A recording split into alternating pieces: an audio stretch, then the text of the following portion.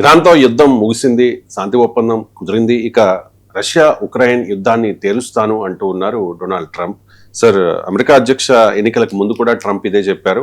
అధ్యక్ష బాధ్యతలు తీసుకున్న తర్వాత కూడా ఇదే చెప్పారు.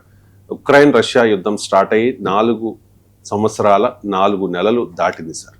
సో ట్రంప్ ఈ యుద్ధాన్ని ఆపగలుగుతారా? ట్రంప్ చాలా చెప్పాడు, చాలా యుద్ధాలు ఆపుతున్నాడు. ట్రంపే యుద్ధాలు చేశాడు. ఇరాన్ లో వార్ ట్రంప్ చేశాడు. దాదాపు యూరప్ లో మీకు గ్రీన్లాండ్ విషయంలో డెన్మార్క్ తో దాదాపు యుద్ధం వచ్చే పరిస్థితి, యుద్ధం రాకపోయినా యుద్ధ వాతావరణం ఏర్పడింది. కెనడాతో యుద్ధ వాతావరణం ఏర్పడింది. మెక్సికో కొలంబియాలతో ఘర్షణ పడ్డాడు. నైజీరియా పైన యుద్ధ విమానాలు వెళ్ళి దాడులు చేశాయి. హూతీల పైన యుద్ధం చేశాడు. సో ట్రంప్ జరిపిన యుద్ధాలు ఎక్కువ కదా. ట్రంప్ ఆపింది తక్కువ, చేసింది ఎక్కువ. ఇరాన్తోనే ఏమీ చేయలేను, రష్యాని ఆపగలడు. నాకు చెప్పండి, ఇప్పుడు తాలిబాన్లతో పోలిస్తే ఇరాన్ స్ట్రాంగ్.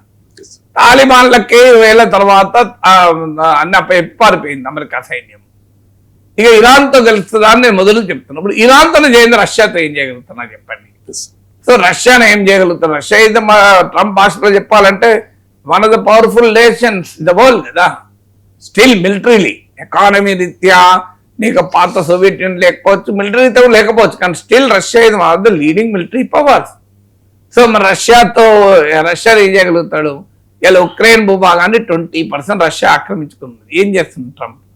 బహుశా ఇక్కడ కూడా నేను ఇరాన్ దగ్గర లొంగిపోలేదా, నువ్వు రష్యా దగ్గర లొంగిపో చెప్తాను. ఉక్రెయిన్ నేను ఇరాన్కు సరెండర్ కాలేదు, నువ్వు సరెండర్గా ఇదివరకు అయిపోయింది, కొత్తగా లేదు. Russia is a very big power, దాంతో పెట్టుకోవద్దు, పెట్టుకుంటే మిగిలవు, ఆపే యుద్ధం అన్నాడు జెలెన్స్కీని. వైట్ హౌస్ లో జెలెన్స్కీని ఎట్లా అవమానించారో చూశాం కదా. అందులో ఉక్రెయిన్ వారు ఏం చేయగలుగుతాడు? సో ఏం చేశాడు? ఇప్పుడు మళ్ళీ ఇక స్ట్రేట్ ఆఫ్ హార్మోజ్ ద్వారా ఆయిల్ పరవళ్ళు తొక్కుతుంది కనుక రష్యన్ ఆయిల్ పైన ఆంక్షలు విధిస్తా అన్నాడు. ఇది కొత్తనా? మీరు ఇరాన్ విషయంలో మీరు ఏ రకమైన మిస్టేక్ చేశాడో రష్యా విషయంలో కూడా అదే మిస్టేక్ ట్రంప్ చేశాడు. ఏమనుకున్నాడు ట్రంప్? రష్యన్ ఎకానమీ కొలాప్స్ అవుతుంది అనుకున్నాడు. ట్రంపే కదా అమెరికా అనుకుంది. బైడెన్ చెప్పాడు rouble will become a rubble అన్నాడు. అయిందా? రూబుల్ రబుల్ అయిందా? మీకు ఉక్రెయిన్ వార్ 2022లో స్టార్ట్ అయింది. ఇవాళ 2026లో వరల్డ్ వార్ 1 కన్నా ఎక్కువసేపు జరుగుతోంది. 2022 కన్నా పరిస్థితితో పోతే రూబుల్ స్ట్రెంథెన్ అయింది. ఎక్కడ వీక్ అయింది? ఇక అమెరికన్ కంపెనీస్ అన్నీ కూడా బూటామల్లో చదువుకొని 2020 వార్ స్టార్ట్ అవుతుంది, రష్యాని తెలిపాయి. కారు చౌక అమ్ముకొని వెళ్ళిపోయాయి రష్యన్ కంపెనీలకు. ఇవాళ మళ్ళీ క్యూ కడుతున్నాయి రష్యాకి రావడానికి. సో రష్యన్ ఎకానమీ కంప్లీట్ గా దెబ్బతిల్లే. రష్యన్ ఆయిల్ అమ్ముకోలేక రష్యా విలువలాడుతుంది అనుకున్నారు. ఏం కాలే. భారతదేశం కూడా చాలా కాలం పాటు అమెరికా మాట వినకుండా, యూరోప్ మాట వినకుండా రష్యన్ ఆయిల్ మనం ఉన్నాం, చైనా ఉన్నది మనం ఉన్నాం. ఈ మధ్య అమెరికాతో ట్రేడ్ డీల్ విషయంలో మన ప్రభుత్వం కాస్త రాజీ పడ్డది, కానీ అంతకుముందు నిలబడ్డాం కదా. మనం 3 ఏళ్ళు నిలబడ్డాం, మోర్ దెన్ 3 years నిలబడ్డాం. అమెరికా శాంక్షన్స్ ఎదిరించి నిలబడ్డాం. సో రష్యన్ ఆయిల్ అమ్ముకోగలిగింది. ఇంకేమన్నాడు ట్రంప్? మొత్తం పుటిన్ వ్యతిరేకంగా ప్రజలంతా తిరగబడతారు అనుకుంటారు. సేమ్ ఇరాన్ లెక్కలే చూడండి మీరు. తిరగబడ్డాడా ట్రంప్కు? ఏమీ కాదు. పుటిన్కు తిరగబడ్డాడు. పుటిన్కు వ్యతిరేకంగా పుటిన్ బలంగానే ఉన్నాడు కదా, ఎక్కడే ఏం కాలే కదా. 3 ఏమనుకున్నాడు? పుటిన్కి అయిపోతాడు, చచ్చిపోతాడు, క్యాన్సర్ ఉన్నది, ఆయనకు అది ఉన్నది ఇది ఉన్నది అని కహానీలు చెప్పారు. పుటిన్ సస్తా అంట మంచిగానే ఉన్నాడు కదా. సో పుటిన్ ఇప్పటికైతే మనకైతే బతికే ఉన్నాడు, గట్టిగానే ఉన్నాడు. 4వది ఏమనుకున్నాడు? పుటిన్ బాగా ఐసోలేట్ అయిపోతాడు, ప్రపంచం అంతా ఆయన దూరం పెడతారు అనుకున్నాడు. ఎవరు దూరం పెట్టారు? మన మోడీ పుటిన్ ఎంత క్లోజో మనం చూసాం. సో ట్రంప్ రష్యా చైనా బాగా క్లోజ్ అయింది ఈ వార్ తర్వాత. ఆఖరికి రష్యా మిడిల్ ఈస్ట్ తో కూడా బ్రహ్మాండమైన సంబంధాలు పెట్టుకున్నది. ఈవెన్ ఇరాన్ వార్లో కూడా రహస్యంగా ఇరాన్ రకరకాల సాయం చేసింది.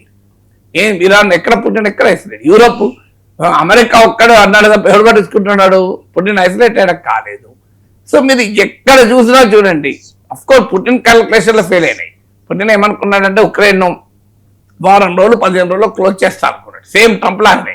ఈ స్ట్రాంగ్ లీడర్స్ అంతా ఇలాగే అనుకుంటారు, తమను మించిన లేడు, తాము భగవంతుడి అంశ లేదా భగవంతుడి కన్నా గ్రేట్ అనుకుంటారు, గ్రేటర్ దెన్ గాడ్ అనుకుంటారు. ఈ స్ట్రాంగ్ లీడర్లు అందరికీ ఉండే సైకాలజీ. సో పుణ్యుడు ఏమనుకున్నాడు? 1-2 weeks నేను ఉక్రెయిన్ మింగేస్తా అనుకున్నాడు. ట్రంప్ సేమ్ ఏమన్నాడు ఇరాన్ వాళ్ళలో 2-3 వీక్స్ అంతే అన్నాడా లేదా? సో ట్రంప్ కూడా ఫెయిల్ అయ్యాడు, ట్రంప్ ఫెయిల్ అయ్యాడు, పుటిన్ కూడా ఫెయిల్ అయ్యాడు. పుటిన్ ఏం సాధించాడంటే ఏం లేదు.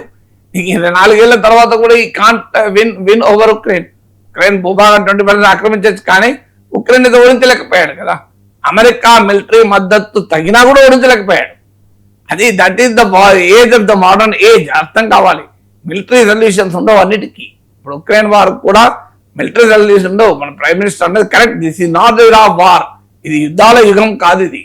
సో డైలాగ్ అండ్ డిప్లొమసీ ద్వారా పరిష్కరించుకోవాలి తప్ప వారు చేస్తా అంటే 4 ఏళ్ళు అయిపోయింది. పుటిన్ ఏం సాధించాడు? నథింగ్. ట్రంప్ ఏం సాధించాడు? నథింగ్.